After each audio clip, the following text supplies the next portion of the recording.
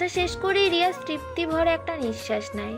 মানে তার কি খুশি, সানাকে বিয়ে করবে। মনের ভেতর ডাকুম ডুকুম নাচে রে বিয়ের আনন্দে। আহা কি খুশি আকাশে বাতাসে, রঙ্গ ছড়িয়ে যায় বহুদূরে। রুমের দেওয়াল ঘেঁষে দাঁড়িয়ে আছে সানার মা, চোখে মুখে তার নীরবতার ছাপ। তার থেকে কিছুটা বামে দাঁড়িয়ে আছে সানার বাবা লিয়াকত আলী। ওনার মুখে গম্ভীর বলা চলে। তার থেকেই হাত দুই কিচেনের দরজায় সফি রীতি দাঁড়িয়ে, সাফাও তাদের পাশে দাঁড়িয়ে। তবে চাঞ্চল্য কার মনে? সে রিধি সফির মনোযোগ আকর্ষণ করতে ফাঁকে ফাঁকে দূরের একটা জিনিসের দিকে ইঙ্গিত শব্দ করে ওঠে। তারপরও সাফা রিধি সেদিকে কোনো হেলদোল নেই। তাদের বোন যে এমনটা করবে তারাও দিক বিদিক নিশ্চুপ্ত হয়ে যায়। মিসেস রিমা সেদিকে কিছুক্ষণ তাকিয়ে থেকে পা নামান, সোফার দিকে কিছুটা হেলে তারপর দৃষ্টিটা সানার মায়ের দিকে দিয়ে বলেন, এই দুটো ছেলে মেয়েকেও শেষ পর্যন্ত ও এইটুকুই শিখিয়ে গেল? পড়ালেখা করবি আর সাথে প্রেম করবি, পরে বিয়ে করার নাম করে প্রেমিককে নিয়ে ভেগে যাবি? বাহ ভাবি, আপনি না কি যেন বলতেন? ও হ্যাঁ, মনে পড়েছে, আপনার মেয়ে নাকি অত্র এলাকার মধ্যে শান্ত, সুশীল আর ভদ্র মেয়ে। এমন মেয়েও আর দ্বিতীয়টি হয়ই না। এখন সেই ভদ্র, শান্ত এবং সুশীল মেয়ে গভীর রাতে নাগরের হাত ধরে পালালো। আসলে খুব ভালো আপনার মেয়ে, প্রশংসাযোগ্য, সত্যি প্রশংসার যোগ্য। মিসেস রিমার কথায় সানার মায়ের অসহায়তার মুখে ফুটে ওঠে। মেয়েকে নিয়ে ওনার কেন জানি না অমনটা মনে হচ্ছে না, কেননা মেয়েকে কখনো কোনো ছেলের সাথে কথাই বলতে দেখেননি। মেয়ে তার 5 ওয়াক্ত নামাজ পড়তো, কোরআন তিলওয়াত করতো, চালচলন মার্জিত ছিল, বাইরে বেরোলে পর্দা করে বের হতো, কথাবার্তাও ঠান্ডা সুশীল ছিল। মনটা বারবার বলছে মেয়েটার সাথে হয়তো খারাপ কিছু ঘটেছে। মেয়েটা ওরকম করতেই পারে না, নয়তো না হলে রাতে শুতে যাওয়ার সময় হাসি মুখের মেয়েটা তাকে চুমু খেয়ে আবার রাতেই উধাও হবে। কিছুতেই মনকে আশ্বস্ত করতে পারছেন না, সবটা যেন গড়গড় মনে হচ্ছে। তারপরও তিনি এই কথাগুলো মিসেস রিমা বেগমকে বোঝাতে পারছেন না। মিসেস রিমা বেগম এইটি বুঝতেই পারছেন না। ওনার একই কথা, সানা কোনো নাগরের সাথে চলে গেছে, না হলে এঙ্গেজমেন্টের আগের দিন রাতে কেন পালাবে সে? ঠিক সানার মার ভাবনার মাঝেই মিসেস রিমা বেগমের কল বেজে ওঠে। তাকিয়ে সানার বরপক্ষদের লোক। মিসেস রিমা সানার মা বাবার দিকে তাকিয়ে বললেন, সানার হবু শ্বশুর কল করেছে, কি রিসিভ করব? সানার মা দ্বিধাভরা চোখে সানার বাবার দিকে তাকায়। লিয়াকত আলী বলেন, রিসিভ করেন, বলেন যে মেয়েটা অসুস্থ হয়ে গেছে, আজ এনগেজমেন্টটা ক্যান্সেল করতে হবে।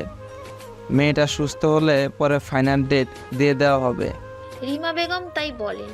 তারপর সানার বরপক্ষের সাথে কথা বলা শেষ হলেই লিয়াকত আলী বলেন, আপনি পাগল? আপনার মেয়ে কি আর ফিরে আসবে? আসবে না, কারণ সে ফিরে আসার জন্য যায়নি। খামোখা ওদের মিথ্যে বলে আশা দেখে লাভটা হবে কি? একদম ঠিক বলছে মা, বরপক্ষদের ঝুলিয়ে রেখে লাভ নেই। সানা তো আর ওদের বাড়ির বউ হয়ে যাবে না। রিয়াজের কথা শুনে সবাই দরজার দিকে তাকায়। রিয়াজ বাইরে থেকে বাসায় ফিরল মাত্র। রিয়াজকে দেখা মাত্রই সানার মা রিয়াজের দিকে আগ্রহ মনে এগিয়ে গিয়ে বলেন, বাবা, আমার মেয়ের খোঁজ পেয়েছো? রিয়াজ গাড়ির চাবিটা নামিয়ে সানার মাকে স্বাভাবিকভাবে উত্তর দেয়, পাইনি মামি, তবে আশা আছে পাবো। দোয়া করো সন্ধ্যের মধ্যেই যেন ওকে পেয়ে যাই আর বাসায় নিয়ে আসতে পারি। হ্যাঁ বাবা, দোয়া করি। আর দোয়া করব না, আমার মেয়ের যাতে কোনো বদনাম না হয়, বদনাম না রটার আগেই যাতে ওকে ওই বরপক্ষদের হাতে তুলে দিতে পারি। রিয়াজ থতমত খেয়ে যায়, খাপছাড়া হয়ে বলে, কি আপনি এখনো ওদের আশা করতেছেন? করব না কেন? ওখানে ওর বিয়ে ঠিক হয়েছে। মেয়ে আসার খবর নাই, আবার বিয়ে? আজাইরা কথাবার্তা সব। মা, বিয়ে ওদের সাথে হয়নি, বিদায় কি হয়েছে? আরেকজনের সাথে তো হবে। আরেকজনের সাথে হবে মানে? না মানে বললাম কি, সানাকে যদি খুব দেরি করে খুঁজে পাই, খামোখাই ছেলেদের আশা দিয়ে তো লাভ নেই।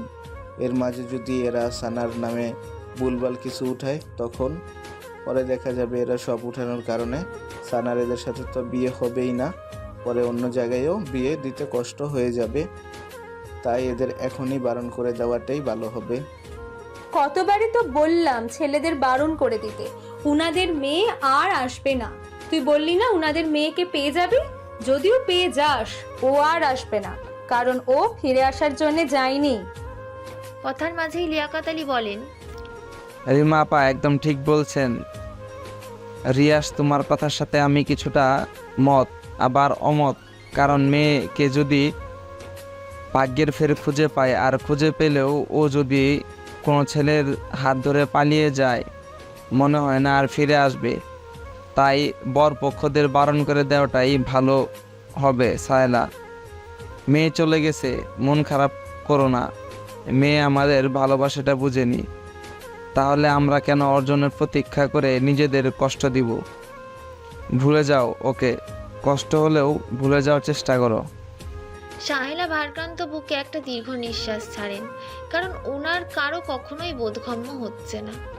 সবকিছুর মাঝেও কেন জানি একটা কিন্তু থেকে যাচ্ছে। সে কিন্তু কি, তা তিনি নিজেও খুঁজে বের করতে পারছেন না। তারপর কি আর করা বারণ করে দেওয়া হয় ছেলেদের? তারপর কি আর করা বারণ করে দেওয়া হয় ছেলেদের? রিয়াজ ঝলমলে হাসি ছড়িয়ে দোস্তের কল দিয়ে বলে, ওদের সাথে বিয়েটা ক্যান্সেল, এবার আমার বিয়ের আয়োজন কর সন্ধ্যের আগে আগেই। রিয়াজ চলে যাওয়ার পর সানা রুম থেকে বেরোতে খুব চেষ্টা চালিয়েছে, কিন্তু রুমের দরজাটা বন্ধ। দরজার জায়গাটুকু ছাড়া আর কোনো জায়গায় ফাঁক নেই বের হওয়ার। রুমের ছোট ছোট দুটি জানলা, সেগুলোর গ্লাস দেওয়ালের সাথে অ্যাটাচড। ব্যালকনিটাও নেই। অগত্যা সানা আশা হারিয়ে ফের ফ্লোরের ওপর আবার লেপ্টে বসে পড়ল। এখন দুপুর গড়িয়ে বিকেল ছুঁই ছুঁই। সানা এখনো বসে আছে আগের জায়গায় স্থিরভাবে, এক ফাঁকও নড়ল না। তাকিয়ে আছে স্থির চাউনিতে দূরের পূব আকাশে। মনের অবক্ত কত কথাই না এর মাঝে আকাশের সামনে দাঁড় করালে। আকাশ শুনল, সেও শুনল, তবে চুপি চুপি। কিন্তু লাভ হলো না। সানা জোরে একটা স্তব্ধ শ্বাস ছেড়ে দরজার দিকে তাকায়।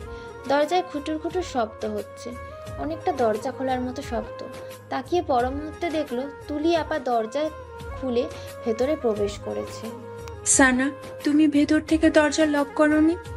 সানা তুলির একটা কথারও জবাব না দিয়ে দৃঢ় হাতে পাশ থেকে অন্যটা তুলে তার গায়ে জড়িয়ে উঠে দাঁড়ায়। তুলির দিকে কিছুটা এগিয়ে ভারাক্রান্ত মুখে বলে ওঠে, আপু, আমাকে এই বাসা থেকে বেরোনোর একটু পথ করে দিন না প্লিজ, নিঃসংকোচ আবেদন। তুলি হাতে রাখা শপিং ব্যাগগুলো বিছানার উপর রেখে এবার ক্ষীণ চোখে সানার দিকে তাকায়। মেয়েটার দিকে কেমন শুকিয়ে গেছে, চোখের পানি শুকিয়ে গালে বলিরেখা পড়েছে, চুলগুলো উস্কো খুস্কো হয়ে আছে, মুখের কোথাও একটুখানি সজীবতা নেই, একদম নিরস আর নিষ্প্রাণ। তুলি গোপনে একটা দীর্ঘশ্বাস ছাড়ে, তারপর সানার কাঁধে আলতো হাত রেখে সানাকে বিছানায় নিয়ে বসায়। সুদৃঢ় এবং নরম গলায় বলে, সানা, সব ঠিক হয়ে যাবে, টেনশন করো না। তোমার রিয়াজ ভাই খুব ভালো, তোমাকে খুব ভালোবাসে, তোমার খুব কেয়ার করবে, তোমাকে সুখে রাখবে। রিয়াজ তোমার জন্য পারফেক্ট। আর যার সাথে এঙ্গেজ হতে তার উপরের রূপটা দেখে কি জাস্টিফাই করতে পারতে সে তোমাকে কতটা ভালোবাসবে, খুব সুখে রাখবে? একদমই না। অদেখা অজানা ছেলেদের নিয়ে অনুমান কখনো সত্যি হয় না, বেশিরভাগ হয় বানোয়াট। রিয়াজকে ছোট থাকতে দেখে এসেছো, তার ব্যাপারে জানো সে কেমন, তাহলে কেন রিয়াজকে রিজেক্ট করবে? তাছাড়া তুমি তো রিয়াজকে আগে খুব ভালোবাসতে, তাই না? বাসতাম, খুব বাসতাম। এখন আর সেই ভালোবাসাটা আসে না আপু।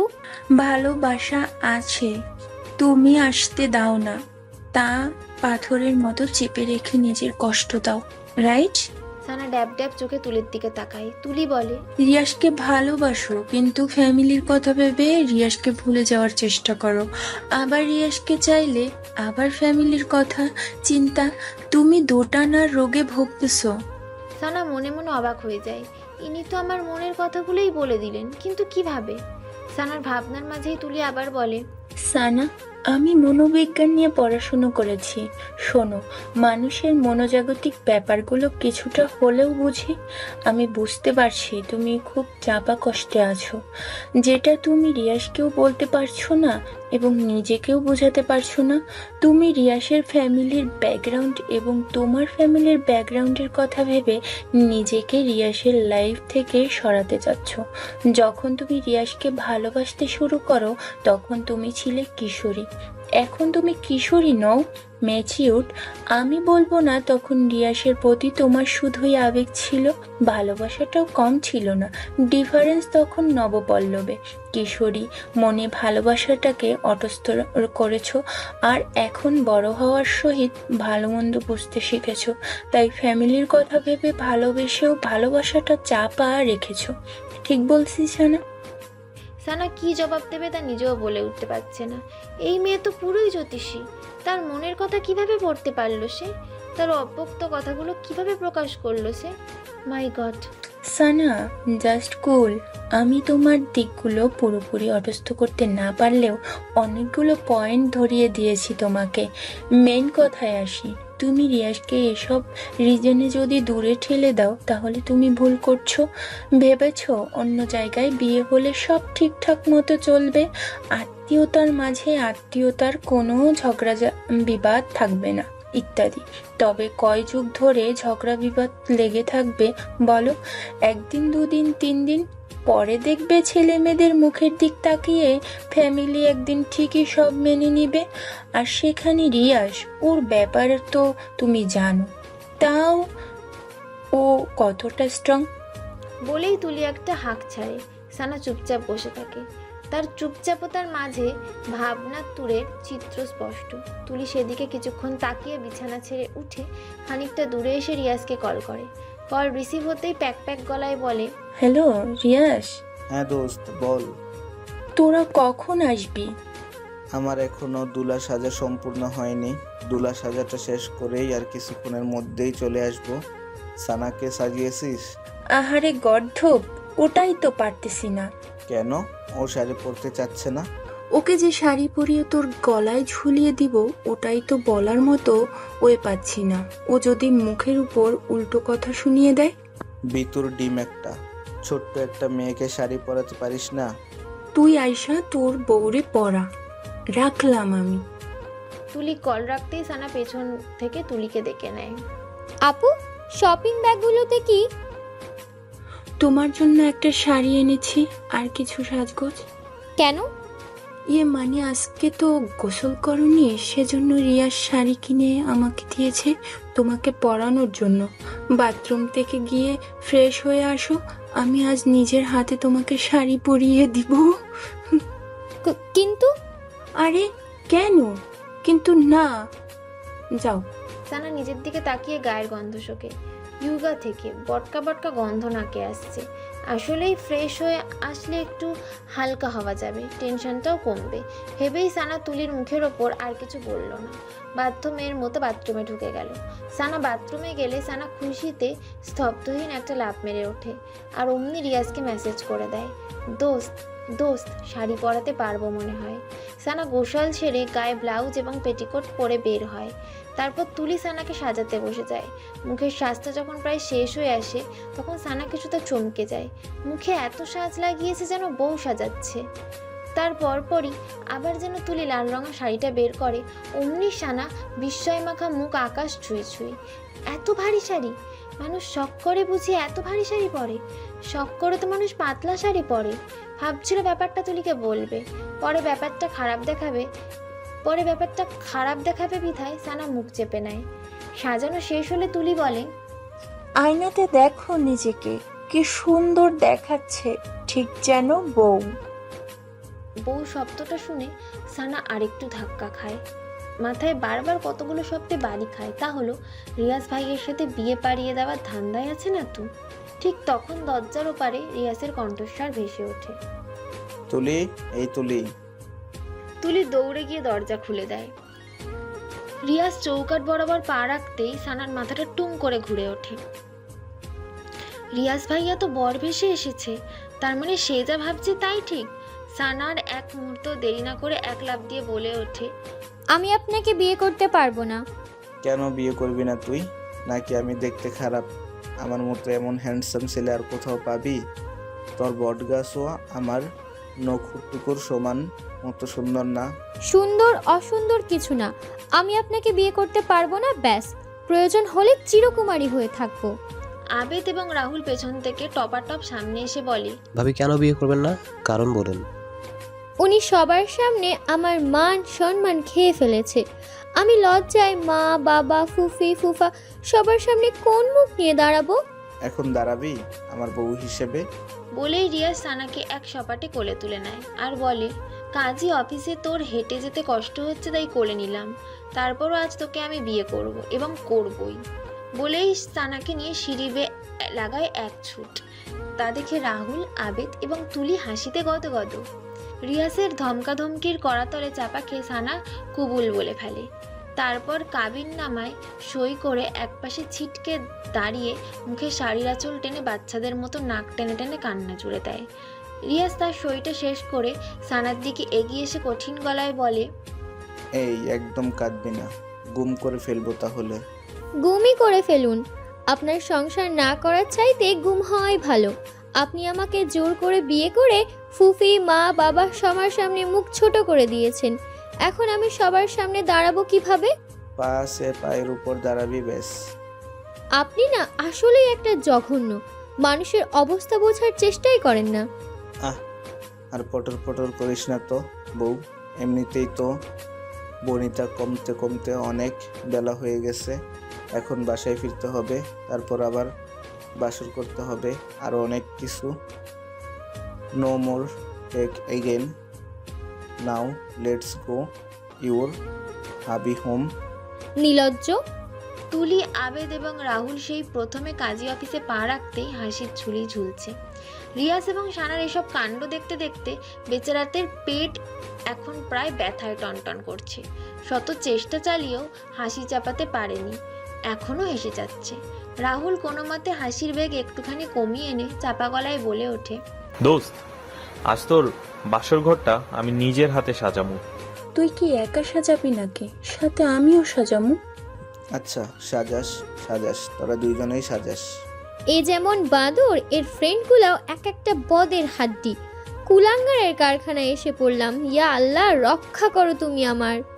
সানা মন কথার মাঝেই রিয়াজ সানাকে বলে ওঠে, কি বউ, পথ মাপবা নাকি আগের মতোই সেই একই কাজ করতে বাধ্য করবা? আমি এখান থেকে কিছুতেই নড়বো না। আপনার ইচ্ছে হলে আপনি চলে যান, আমি যাব না।